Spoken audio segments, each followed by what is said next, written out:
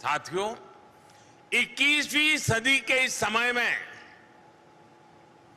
आपकी हमारी जिंदगी में हर रोज स्पेस टेक्नोलॉजी की भूमिका बढ़ती जा रही है। जितनी ज्यादा भूमिका, जितने ज्यादा एप्लीकेशन, उतनी ही ज्यादा संभावनाएं। 21वीं सदी में स्पेस टेक एक बड़े रिवॉल्यूशन का आधार बनने वाला है। स्पेस टेक अब केवल दूर स्पेस की नहीं, बल्कि हमारे पर्सनल स्पेस की टेक्नोलॉजी बनने जा रही है। सामान्य मानवीय के जीवन में स्पेस टेक्नोलॉजी की जो भूमिका है, रोजमर्रा की जिंदगी में जिस तरह स्पेस टेक्नोलॉजी शामिल है, उसकी तरफ अक्सर हम लोगों का ध्यान नहीं जाता है। हम टीवी खोलते हैं, इतने सारे चैनल्स हमें उपलब्ध हैं, लेकिन बहुत कम लोगों को पता है कि ये सैटेलाइट की मदद से हो रहा है। कहीं आना जाना हो, ये देखना हो कि ट्रैफिक है या नहीं, शॉर्टेस्ट रास्ता कौन सा है, ये सब किसकी मदद से हो रहा है? सैटेलाइट की मदद से हो रहा है।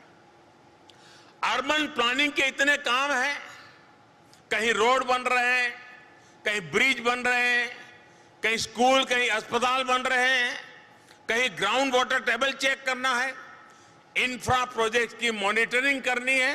ये सारे काम सैटेलाइट की मदद से हो रहे हैं। हमारे जो कोस्टल एरियाज हैं, उनकी प्लानिंग के लिए, उनके डेवलपमेंट में भी स्पेस टेक्नोलॉजी की बड़ी भूमिका है।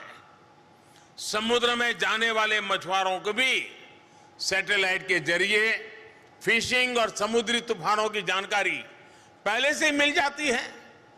आज बारिश के जो अनुमान आ रहे हैं और करीब करीब सही निकल रहे हैं, उसी प्रकार से जब साइक्लोन आता है, एग्जैक्ट उसका फॉल पॉइंट क्या होगा, किस दिशा में जाएगा, कितने घंटे, कितने मिनट पर वो फॉल करेगा, ये सारी बारीकियां सैटेलाइट की मदद से मिल रही है।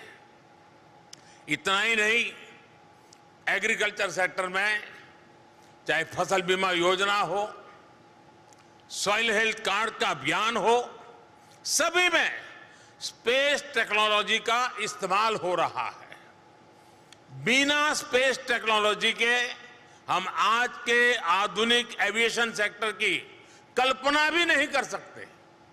ये सब सामान्य मानवीय के जीवन से जुड़े हुए विषय हैं। भविष्य में, और आपको मालूम होगा, इस बार बजट में हमने टीवी के माध्यम से बच्चों को ट्यूशन देने का, पढ़ाने का एक बड़ा अभियान करने की योजना बजट में बताई है।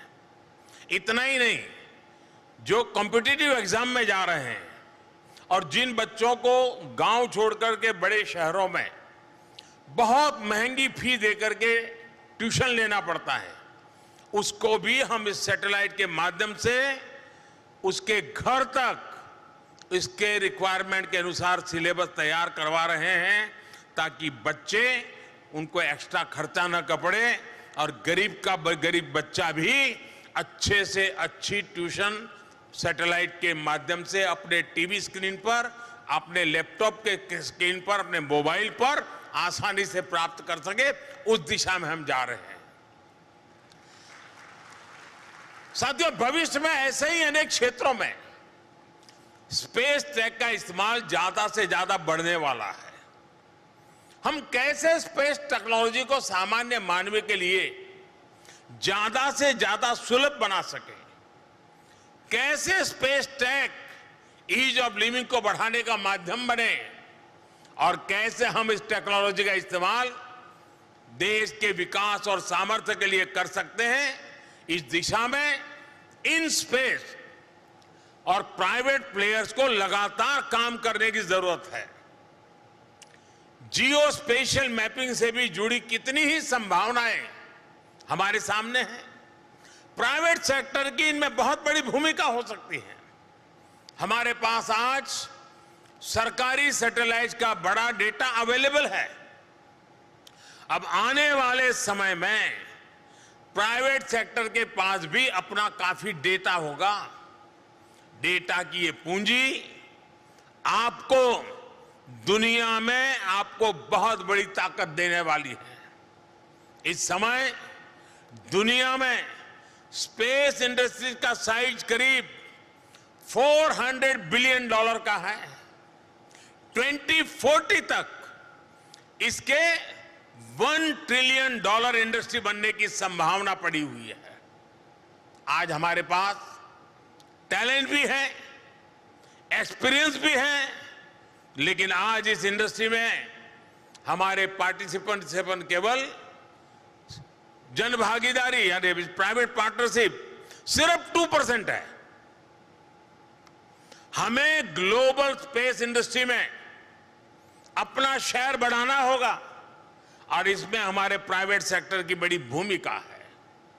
मैं आने वाले समय में स्पेस टूरिज्म और स्पेस डिप्लोमेसी के क्षेत्र में भी भारत की मजबूत भूमिका देख रहा हूं। भारत की स्पेस कंपनियां ग्लोबल बने, हमारे पास ग्लोबल स्पेस कंपनी हो, ये पूरे देश के लिए गौरव की बात होगी।